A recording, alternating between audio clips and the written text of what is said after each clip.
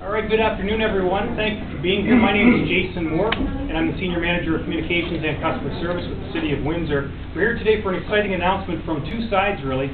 Exciting for the city, which you'll hear about in just a moment, and exciting for an important community partner for the city as well. We have three people to share the story, and so to get us started, please welcome Windsor Mayor Drew Dilkens. Thank you very much. Let's put this on. Turn it on. Hey, Chris.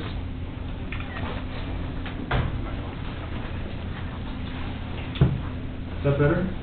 There we go. Hi, everyone. Welcome. Thank you all for being here. We're here today to talk about the evolution of our library system and to announce what we believe will be an important next step for one of our community agencies and the future of the building in which we are standing this afternoon. The 21st Century Library is about technology and connectivity, and we need to focus our resources there as much as possible.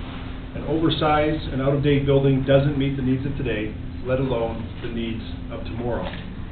3 stories and 107,000 square feet may have been needed when we had row upon row of books, but today that's just not the case. So we're about to right-size the central branch to meet current demands. With that in mind, today we are announcing that we have signed an agreement of purchase and sale with the Downtown Mission for this building and the rear parking lot the city owns behind this building. This is the latest chapter in our evolving library story. Since the facilities plan was approved by Council in 2013, Windsor Public Library has been on a path to ensure the long-term sustainability of the system, which includes the construction of the Optimist community.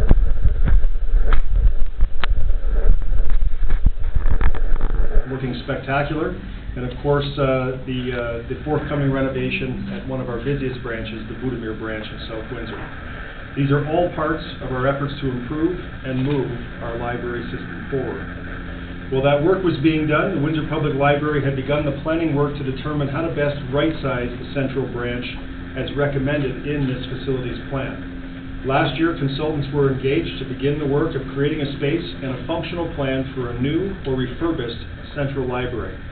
And while in an ideal world, this work would have been done before moving forward, the offer from the Downtown Mission arrived and the board seized the opportunity, recognizing that this space is just too big for our needs.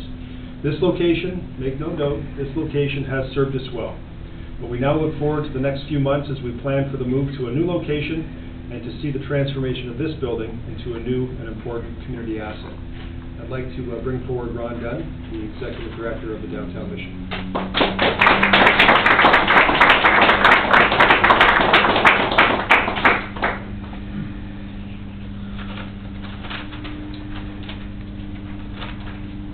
Good afternoon, everyone, and thank you, Mayor Dilkens. I'd like to start by thanking each of you for attending today's historic announcement, recognizing our Board Chair, Dan Wilson, is in the room with us, Vice Chair Steve Irwin, Past Chair Dorothy Davis, and Treasurer Will Blondie. Thank you all for joining us. In addition, the Mission Management team is here along with others from our Mission family. Thank you also to our community partners in attendance. And lastly, I'd like to thank Kitty Pope and her team for hosting us today. The Mission was started right down the street at Central United Church, 628 Olette Avenue in 1972. Since that time, we've had several homes, including our current location on Victoria, driven then, as we are now, by the needs of our community. In 72, we served an average of 28 men coffee and donuts from a room in the church basement.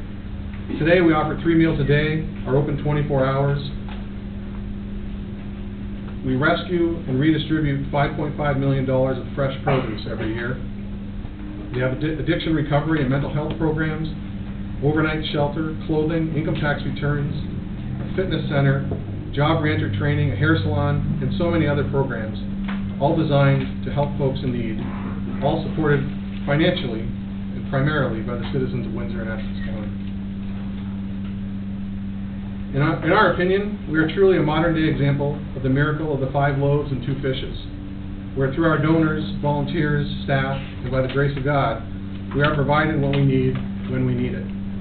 So, our collective prayer for a new home for the Mission, a building in the downtown core that can stand as a symbol of hope, a location for those in need to take refuge, to seek the assistance they need for a hand up. Through an exhaustive search and with the help of Councillor Bordelin, Mayor Dilkens, City Administration, Kitty Pope, Realtor Eddie Azar, and of course the volunteer board of directors at the Mission. We are so pleased and excited to be able to stand here and share in the news that we will move towards purchasing this building. This iconic building represents good times. It represents families, education. It is in fact historically a place of refuge and of safety.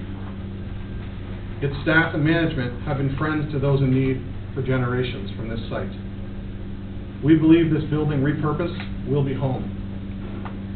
In fact, it is our intention to purchase this property and convert the second floor into affordably priced apartments and some transitional housing space as well. We know that currently there's a severe shortage of affordably priced one-bedroom units, contributing in part to the rise in numbers of those experiencing homelessness. It has and will remain the Mission's focus to serve those in need, regardless of religion, color, or creed, regardless of circumstance. We are proud of this next step in our rich history. We are moved and motivated by those we serve and honored by those who volunteer and donate, coming alongside of us as we do the work we've been called to do. We do it together, we do it in faith, and out of love for our neighbors in need. Thank you.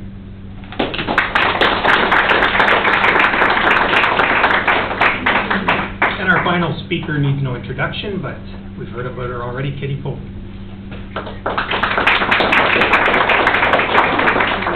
Thank you so much. Good afternoon and welcome to the mighty Windsor Public Library. I'd first like to acknowledge and thank Mayor Dilkens and the WPL board for seizing the opportunity that presented itself with the offer from the Downtown Mission to purchase the main library. It is truly a unique opportunity. I've worked in many libraries around the world and can say that few boards would recognize the big picture potential presented by this sale, and after very careful deliberation, chose to move ahead. Great public library leadership takes courage, trust, and commitment.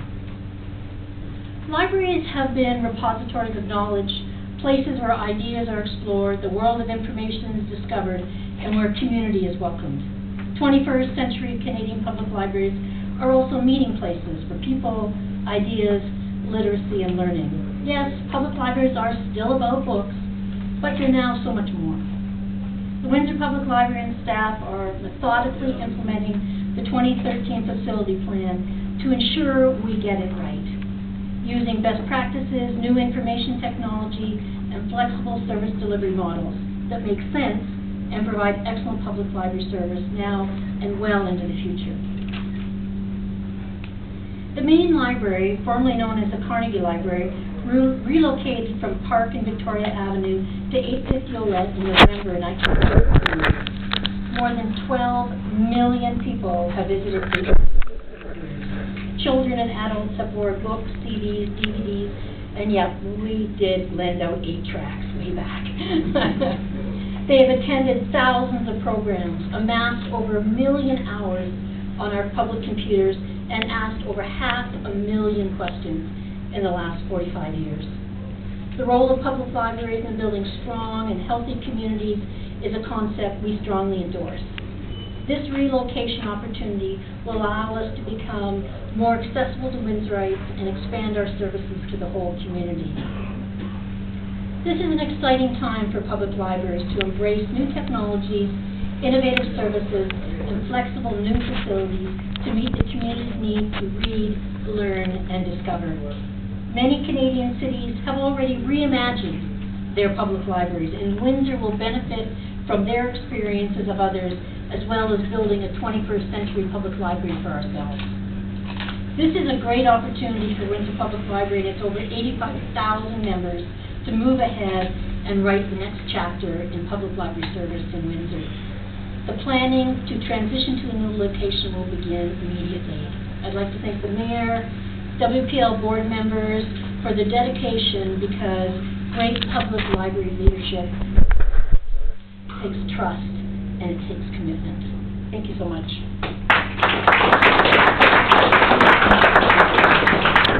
All right, thank you. That concludes the announcement for today. What we'll do, though, is let people that want to leave because it's Friday afternoon, and I'm sure you have jobs to get back to or a weekend to attend. So you can leave if you wish. The media, if you want to scrum these guys and get some more questions in, that's fine too. Thank you, everybody. Jason, can we get a picture of the first? Take pictures. So they're not opening it up to the crowd, are they?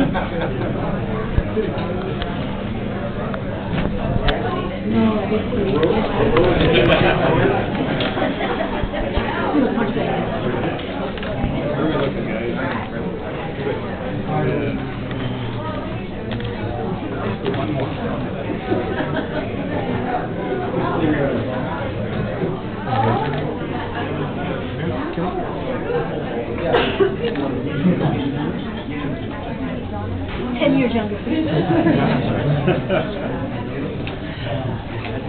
So where's the library going? Where's this library going? Okay, so let's get some of the questions. I know you're going to have that's one of them out of the way. And so one is related to cost. Okay, that's going to be the question. We had the library appraised, so we know what the value is both of the library and of the parking lot behind.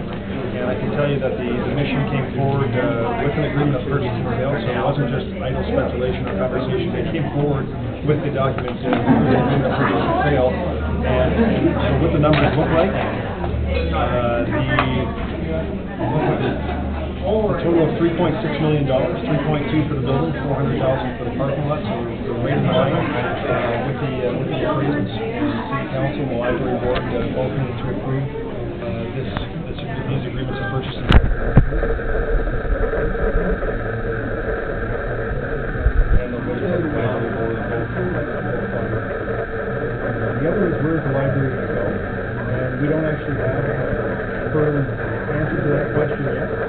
So the agreement of purchase and sale, Ron, come in, correct me if I go wrong. But the agreement of purchase and sale, both of them contemplate a closing date of summer of 2019. So we have several options in mind. We're going to discuss several options. We're not going to put those on the table yet until we hone in on the most appropriate location. Let's just say it's going to be downtown.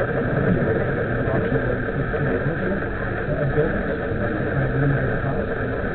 So the option on the table is very comfortable to take on the library service, not the closure of the library service, or the Phoenix library service. Moving forward,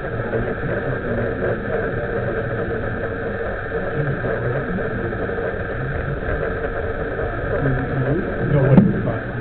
Oh, well, listen, that is part of the process that we're going through, so that's still the plan is actually engaged with an architect. We're working through what the design will look like. Make sure that we build the library appropriate facility that takes technology and all the things you expect we don't have the rights to this very much to the library almost twice our size. If you look at what Halifax is in terms of the programming in the library, the things that they have added to the library to really make it a full community center, I think that inspires a lot of folks, including myself, around the library board table. And I expect that when those concepts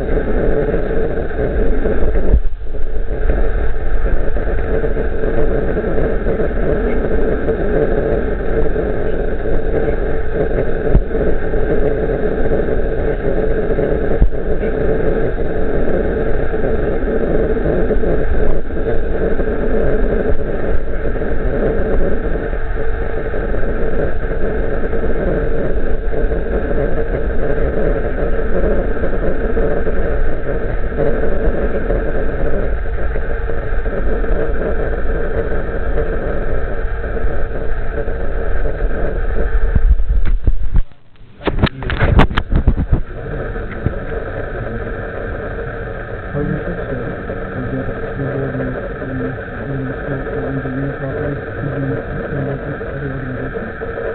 100%. And so we've already had initial conversations with some of the organizations that I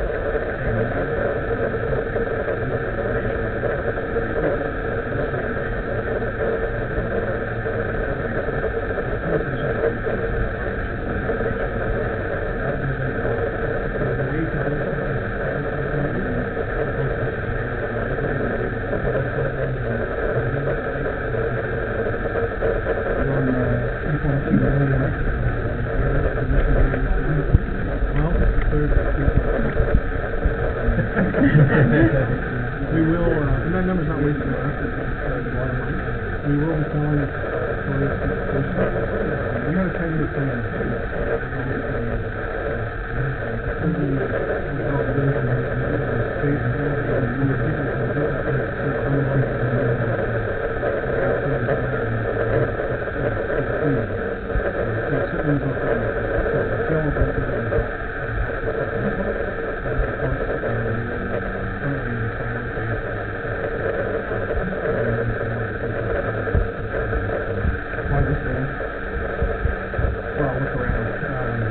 You know, first of all, it's across the street from our location where we can find it. We maintained it well. And so our goal is, as I said, to build affordable housing at least on the second floor. It's so large that we'll be able to do, you know, many units transitionally and one-bedroom permanent. It's just an exciting time. We needed something in the downtown core. We looked at multiple other buildings. We looked at building something from scratch. This building was the best value for the money. So we're really eager and excited to take possession in 2019 and go from there. So when you bought this one across the street, were you still planning on finding another home, or is this a new plan? So no, it's definitely not a new plan. The building across the street suits what we're doing is around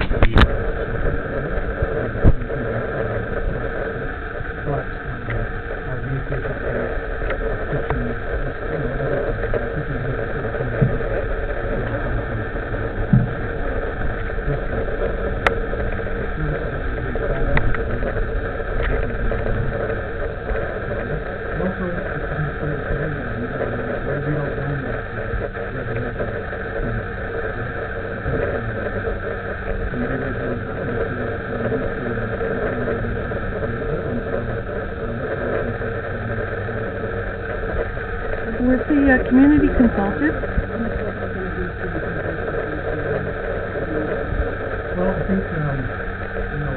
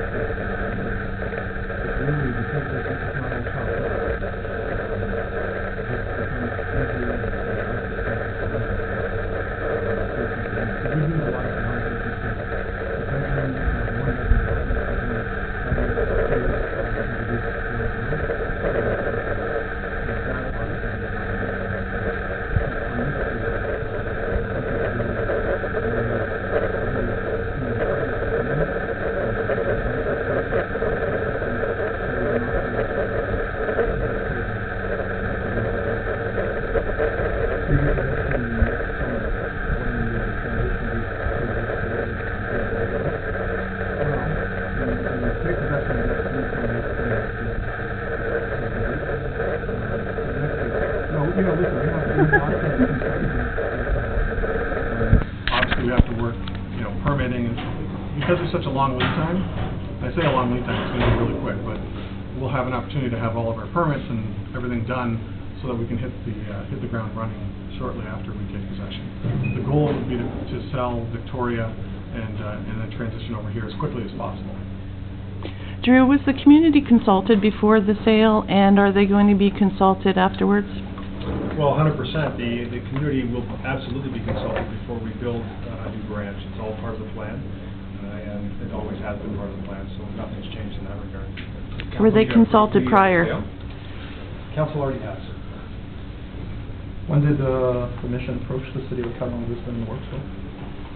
I guess a couple of months. I've been working behind the scenes with council and with Mayor Dilkens, and of course, these things they take time, and our board and their board and it's, as Drew pointed out, it's two separate entities. So I don't know. I think it took a long time, but I'm told it was pretty quick. It was quick in the city. It was quick in the city system. So I guess from our perspective, the mission board has been looking at properties for 6 or 7 months, including the property next door, the vacant lot across the street. Again, as I said, this is the best value. We survive off the generosity of others, right? So we spend the money wisely. This was a wise purchase, and we're looking forward to being able to make new homes for many of the folks who are currently homeless. Can you speak about the demand for your services and how that has driven your need to move? Well, I think I always because we're funded by the community, we have the ability to respond quicker than some other agencies. The need is ballooned. Just when we think we've hit a ceiling, it explodes again, right? People experiencing homelessness, I don't think it's a surprise in our city. The numbers grow, right? We have people out in tents, and we have people kind of camped in our backyards and down by the river and all of those things. And I've asked those folks, what's up? I haven't seen you before. What's going on? And most of what I get back is based on the lack of affordable housing. So, and there's still, it's hard to imagine in 2018, but there's still folks of,